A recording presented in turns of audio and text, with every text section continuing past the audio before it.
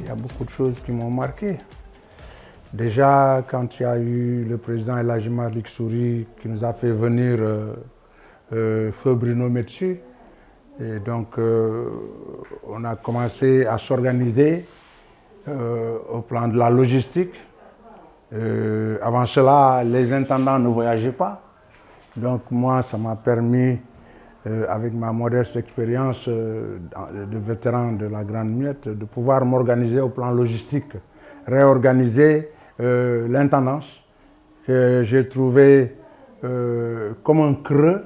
Il a fallu amener un contenu sur cette gestion-là. Donc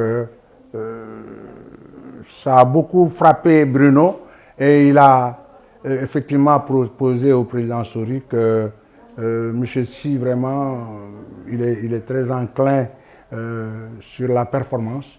Je crois qu'on va commencer à partir avec lui sur la logistique parce qu'il a beaucoup de prérequis sur le plan logistique. Donc c'est comme ça qu'effectivement on a commencé à voyager. C'est comme ça qu'on a commencé à mettre en place la logistique que nous a envié beaucoup de pays africains après. Hein. Parce que quand on est allé, après la qualification, quand on est allé au Mali, jusqu'à l'eau on le prenait à Dakar. Et ça n'avait pas plu à mes parents maliens. Hein. Donc on avait nos cuisiniers, on avait une cuisine autonome, hein, on avait un avion qui était à notre disposition. En ce temps, ce n'était pas Kiren, c'était Morolan, et c'était eux notre partenaire. Nous venions prendre l'eau ici à Dakar. Et ça n'avait pas plu aux Maliens. Mais il fallait mettre tous les atouts de notre côté. Donc sur le plan de cette logistique aussi, je crois que ça nous a beaucoup servi. C'est là où j'avais eu à faire le pari avec les enfants. Je dis, bon, j'ai une moustache qui date de 37 ans. Hein? Si vous gagnez la Coupe d'Afrique, moi je me rase la moustache et je m'enlève complètement la barbe. J'avais une grosse moustache. Ah oui, que j'avais gardée quand j'ai décroché de l'armée. Si vous voyez au niveau des photos, donc vous allez vous rendre compte que c'est après que j'ai rasé ça, parce que j'avais fait ce pari-là.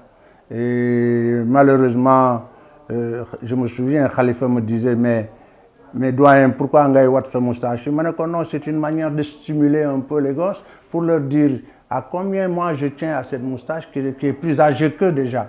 En 2002, elle avait 37 ans la moustache. Donc si je m'engage à l'enlever, ça peut être une motivation pour eux. Donc malheureusement, il s'est passé ce qui s'est passé. Pourquoi on a perdu cette finale? Pourquoi on a perdu cette finale? On ne devait pas la perdre d'abord. Mais pourquoi maintenant on l'a perdue? Les tireurs de pénalty n'avaient pas été désignés. Pour nous, on réglait le problème avant les prolongations. C'était ça. On était tellement sûrs de nous qu'on savait qu'on n'allait pas aller à la prolongation. Donc c'était une erreur technique? Ah oui, erreur technique. Hein? De la part du staff? Ah oui, de la part de Bruno. De la part de Bruno. Hein?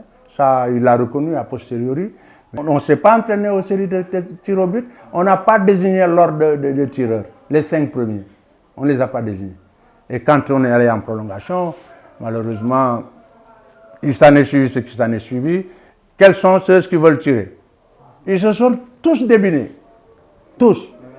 Et tous, j'ai dit tous. Tous ceux qui étaient joueurs du champ ce jour-là se sont débinés. Même El Hadji qui était prétendu le premier à être tiré, c'est lui qui a dit non, moi je ne tire pas.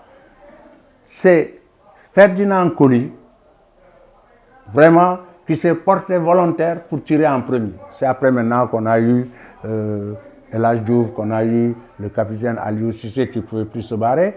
Et voilà, malheureusement, il s'en est suivi ce qui s'en est suivi. Mentalement, ils n'étaient pas préparés. Et donc, dans leur tête, ils doutaient déjà. Hein. Mais Ferdinand qui s'est porté volontaire, il a marqué son pénalty. Hein. Donc, c'est un gosse qui est très, très costaud mentalement, très costaud. Aussi bien dans le terrain qu'en dehors. Il est très costaud, un vrai leader. Donc, ça aussi, ça a été une grosse erreur. Nous n'avions pas été préparés. Je crois que pour Bruno, feu Bruno, il avait eu la certitude que nous n'irons pas au niveau des tirs au but, que nous ne devrions même pas aller en prolongation. Et sur le terrain, ça s'est vérifié. Je l'ai dit tantôt en causant avec toi, que les 15 premières minutes déjà, nous avons au Cameroun. Ils le savaient. Ils sont venus la peur au ventre. Hein. Ils sont venus la peur au ventre parce que toutes les équipes nous craignaient depuis qu'on a eu à battre le Nigeria à 10 après prolongation, l'Afrique du Sud à 10 après prolongation. Je crois que ça a marqué un peu les esprits de toutes les équipes qui étaient présentes au niveau du Mali. Après la défaite contre le Cameroun, deux faits m'ont marqué. Les larmes de Amara Traoré, qui a pleuré comme un bébé. Et ensuite, en sortant, il y a un Malien qui a craché sur Jules François Bocandé. Heureusement qu'il l'a raté parce que c'est avec son macaron qu'on a remis au niveau le macaron d'argent. Il a voulu lui faire cracher le crâne avec, mais heureusement que ça ne l'a pas atteint. Son nom, ça aurait été pris, mais ils ont été très incorrects, très impolis ce jour-là, parce qu'ils étaient contre nous pour un soi-disant des mots mal à propos que El Hadj Diouf aurait en tout cas dit à l'endroit des Maliens. Voilà. 2002, il y a deux faits marquants.